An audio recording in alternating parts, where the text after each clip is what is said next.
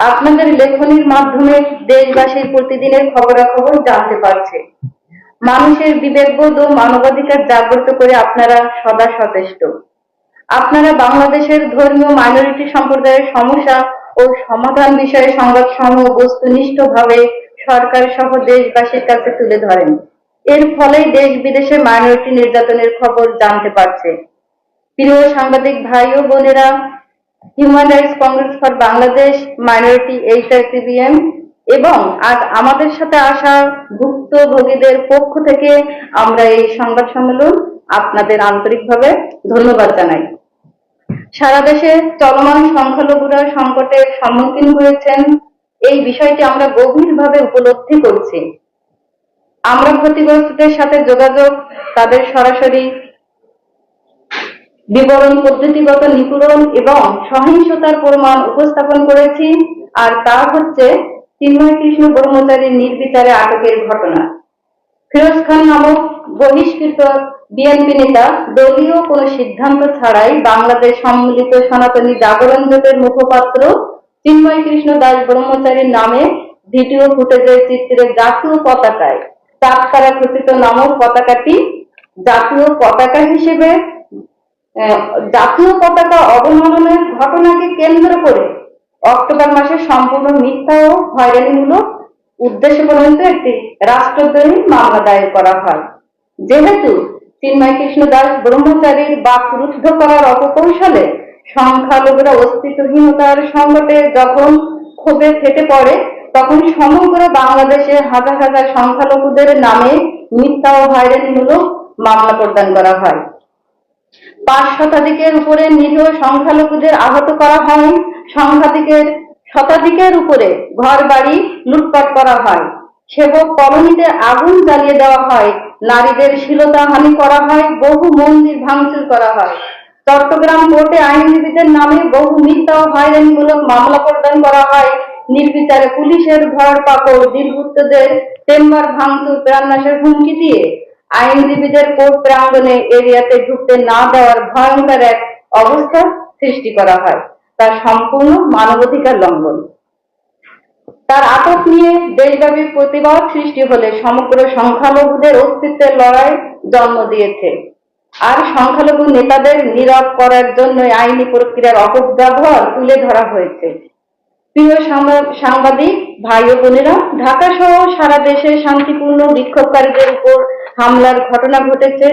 অধ্যাপক কুশল বরণ চক্রবর্তী এবং অ্যাডভোকেট রমেন রায় সহ বিক্ষোভকারীদের উপর ডানপন্থী বাহিনী দ্বারা নির্মমভাবে হামলার শিকার হয়েছে। অধ্যাপক চক্রবর্তী গুরুতর আহত হয়েছেন। অন্যদিকে অ্যাডভোকেট রমেন রায় ঢাকার একটি হাসপাতালে নিবিড় পরিচর্যা কেন্দ্রে গুরুতর অবস্থায় মৃত্যুর সাথে পাঞ্জা লড়ছেন। পুলিশ শান্তিপূর্ণ বিক্ষোভকারীদের সুরক্ষা দিতে ব্যর্থ হয়ে নীরব দর্শক হয়ে দাঁড়িয়েছিলেন। এই নিষ্ক্রিয়তা সংখ্যালঘুদের বিরুদ্ধে সহিংসতার অপরাধীদের আরো উৎসাহিত করা হয়েছে। আবার চট্টগ্রামে নিপীড়নের ঘটনায় দলিত সম্প্রদায় সহ হিন্দু সংখ্যালঘুরা ক্রমবর্ধমান দমন পীড়নের সম্মুখীন। 500 থেকে 2100 জনের বিরুদ্ধে মিথ্যা মামলা দায়ের করা চরম অর্থনৈতিক ও সামাজিক দুর্দশা দেখা দিয়েছে। প্রিয় সাংবাদিক বন্ধুগণ, কিশোরগঞ্জের করিমগঞ্জে হৃদয় রবি দাসের বিচার বহির্ভূত হত্যার ঘটনাটি অত্যন্ত হৃদয় বিদারক।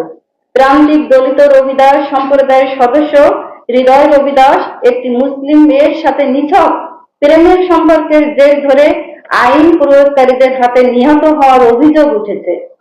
তার মৃত্যু পদ্ধতিগত বৈষম্য, সহিংসতার প্রতীক। রবি দাস সম্প্রদায়, যারা বাংলাদেশের সবচেয়ে ঝুঁকিপূর্ণ সংখ্যালঘু, এই হত্যাকাণ্ড সামাজিক ও প্রাতিষ্ঠানিক পক্ষপাতকে প্রতিফলিত করে, যা দলিত সংখ্যালঘুদের জীবন ও মর্যাদাকে হুমকির মুখে ফেলেছে। এ ধরনের বিচার বহির্ভূত সহিংসতায় ন্যায় বিচার দাবি করছি। লালমনিরহাট ও রংপুর বিভাগে টার্গেটেড সহিংসতায় ভুক্তভোগীদের বাড়িঘর পুড়িয়ে দেওয়া হয়েছে। বানোয়াট অভিযোগ, সংখ্যালঘুদের নির্বিচারে গ্রেপ্তার ও হয়রানি করা হচ্ছে। লালমনিরহাট হাতীবান্ধা উপজেলায় মন্দিরের শ্মশানের জায়গাকে কেন্দ্র করে যে অগ্নিসংযোগ ঘটেছে, সেখানে পরবর্তীতে একজনের মৃত্যু হয়। তাদের জমির ধান জোর করে কেটে নিয়ে যায়। প্রশাসনকে অবগত করার পরেও প্রশাসন নীরব ভূমিকা পালন করছেন। গোপালগঞ্জের কোটালীপাড়ায় গত 26শে নভেম্বর 2024 তারিখে শান্তিপূর্ণ আন্দোলন থেকে 8 জনকে পুলিশ থানায় নিয়ে যায় এবং মারধর করে। তাদেরকে ফিরিয়ে আনতে পরবর্তীতে অবস্থান কর্মসূচি করার 7 থেকে 8 ঘন্টা পরে তাদেরকে পুলিশ ছেড়ে দিতে বাধ্য হয়। পরবর্তীতে গত 1 ডিসেম্বর 2024 তারিখে পুলিশ বাদী হয়ে 55 জনের নামে এবং অজ্ঞাতনামা আরো 300 থেকে 400 জনের বিরুদ্ধে হয়রানিমূলক ও মিথ্যা মামলা দায়ের করে। এমত অবস্থায় এলাকায় থমথমে অবস্থা বিরাজ করছে। নীলফামারী জেলার ডোমার থানার নালাপাড়ার বুধো বর্মনকে প্রায় 121 জমির মামলা নিয়ে প্রাণনাশের হুমকি দেওয়া হচ্ছে। এই সম্পত্তিটি দেবত্ব সম্পত্তি, উনি একমাত্র সেবায়েত হিসেবে জীবিত, তাই ওনাকে জীবন নাশের হুমকি দেওয়া হচ্ছে। উনি প্রাণের ভয়ে আত্মগোপন করে জীবন কাটাচ্ছেন। ইতপূর্বে 2 জন সেবায়েতকে জবাই করা হয়েছে। দাপট থানায় মিথ্যা অজুহাতে আটক ভুক্তভোগীরা, তাদের ভয় ভীতি ও আইনি হয়রানি করা হচ্ছে।